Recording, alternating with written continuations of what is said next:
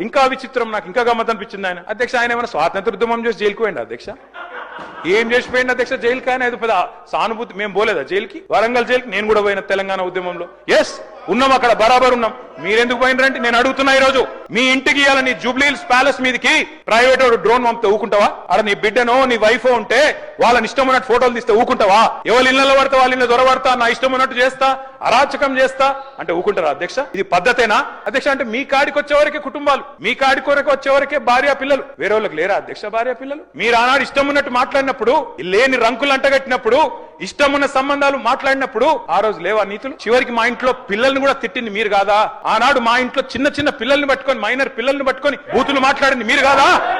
మీరేదో పెద్ద సానుభూతి కోసం మాట్లాడితే ఏం పని చేసిపోయినా మీరు జైలు. అయినా నేను అడుగుతున్నా ముఖ్యమంత్రి గారు, నేను అడుగుతున్నా అధ్యక్ష, జైలుకి ఎవరు పంపుతారు అధ్యక్ష? ప్రభుత్వాలు పంపుతాయా? కోర్టులు పంపుతాయి. కోర్టులో మీరు ఛాలెంజ్ చేసినారు, నన్ను రిమాండ్ కు పంపొద్దు అని మీ లాయర్లు అడిగినారు. కోర్టు కాదు మీరు జైలుకే పోవాలని చెప్పింది. మేమేం చేస్తాం దానికి? రిమాండ్ కు పంపేది మేం కాదు సార్, మీరు కాదు. ముఖ్యమంత్రి గారు హుంకరిస్తున్నారు. నేను అనుకుంటే అక్కడ ఎవరు మిగిలరు. నువ్వు ఏమనుకున్నా ఏం ఫరకు పడదు, నువ్వు ఏం చేసుకున్నా ఏం ఫరకు పడదు.